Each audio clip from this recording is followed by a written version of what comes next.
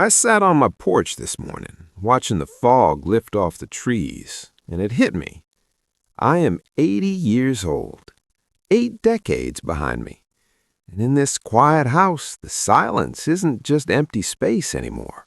It's a library of echoes. Every laugh, every argument, every moment of love and loss seems to whisper from the walls. I've watched the world change, yes, but more importantly, I've watched people leave.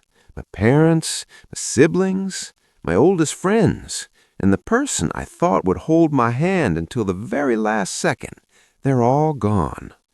At my age, you become a ghost in a world that belongs to the young. If you're younger than me, listen closely. If you're my age, pull up a chair.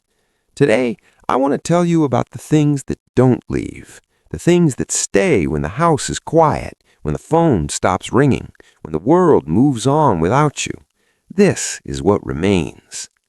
The first thing I've learned is that we never really own anything or anyone. In my 40s and 50s, I thought my life was defined by what I had built, my career, my home, my reputation. I guarded these things like they were permanent, like they would define me forever. Now, at 80, I look at my hands and realize they're empty, and that's okay. I've watched the homes I lived in be sold. I've watched my professional legacy fade away, forgotten by people who weren't even born when I retired. What remains isn't the trophy on the shelf. It's the character you forged while trying to win it, the lessons you learned when no one was watching, the integrity you kept when the applause died down. I've also learned that the people we love are just on loan. We don't own our spouses, our children, or even our closest friends. We are stewards of their time for a little while. When you stop trying to hold people and start simply experiencing them, grief changes. It stops feeling like being robbed. It becomes gratitude for the time you were given. Love is the only thing that doesn't rot, doesn't fade, doesn't get sold at an estate sale. When it's gone, what remains is the love you gave, because that love is eternal. When we're young, we wait for the big moments, the wedding, the promotion, the grand vacation. We spend our lives staring at the horizon, always looking forward. But life isn't made of mountain peaks. It's made of the walk between them. If I could go back, I wouldn't seek more success. I would seek more noticing. I would linger longer over a cup of coffee. I would listen to the birds with intent. What remains at the end of a long life is a collection of small, beautiful nothings that at the time felt like nothing at all. Those quiet mornings, the conversations that went on too long, the shared smiles and ordinary moments, those are the things that become everything. One of the hardest parts of watching everyone leave is the solitude. We are a generation taught to stay busy, to fill every moment with work, with noise, with people. But when the kids moved out and the friends passed on, I was left with a stranger, myself. And most people spend their lives running from themselves, drowning their thoughts in distractions. At 80, you can't run anymore. Your knees won't let you. So you sit. And in that sitting, I discovered a strength I didn't know I had. What remains is your internal fortress. If you haven't built a relationship with yourself, old age will be terrifying. But if you have, solitude becomes sanctuary. I've learned that I am enough.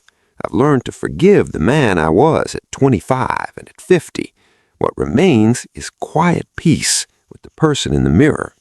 You realize that you were your own best friend all along. You just didn't know it. People often ask me if I have regrets. Of course I do. Only a fool or a liar says they don't. But at 80, there's a difference between regret and remorse. I regret the risks I didn't take. I regret the words of love I kept bottled up out of pride. But what remains, the part that aches the most, is remorse for the times I wasn't kind. We spend so much energy trying to be right, arguing, holding grudges, protecting our egos.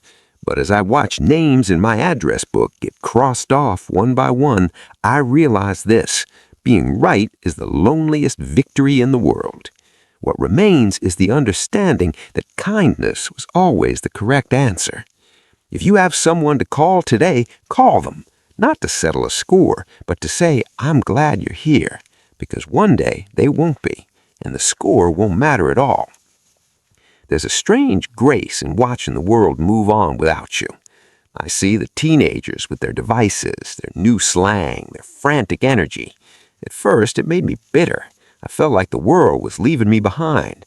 Then I realized it's supposed to. What remains is the role of the witness. I am here to see life continue. I see my grandson's eyes and recognize my father's staring back at me. I see that I am just one stitch in a very long tapestry. My job now isn't to lead the parade, it's to cheer from the sidelines. There's immense freedom in letting go of the need to be important. What remains is the joy of seeing life renew itself, knowing that a part of my story is woven into theirs. So what remains when everyone has left? Gratitude. Fierce, heart-aching, impossible gratitude for the sheer miracle of it all. That I got to be here. That I got to love, even when I lost. That I got to see 29,200 sunrises.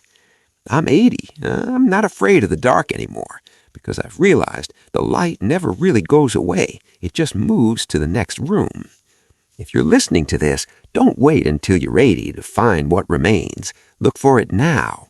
It's in the breath you just took, the person sitting across from you, the quiet of your own heart. Thank you for sitting with me on this porch for a while. If this spoke to you, share it with someone you love. Subscribe for more reflections on the journey of life. And please, leave a comment. Tell me, what is one thing you've learned to cherish as you've grown older? I read them all. It makes the house feel a little less quiet, because in the end, what remains isn't the stuff we collected or the titles we earned. What remains is love, kindness, attention, and gratitude. That's the legacy that can't be taken away. That's what I've learned at 80, and that is everything.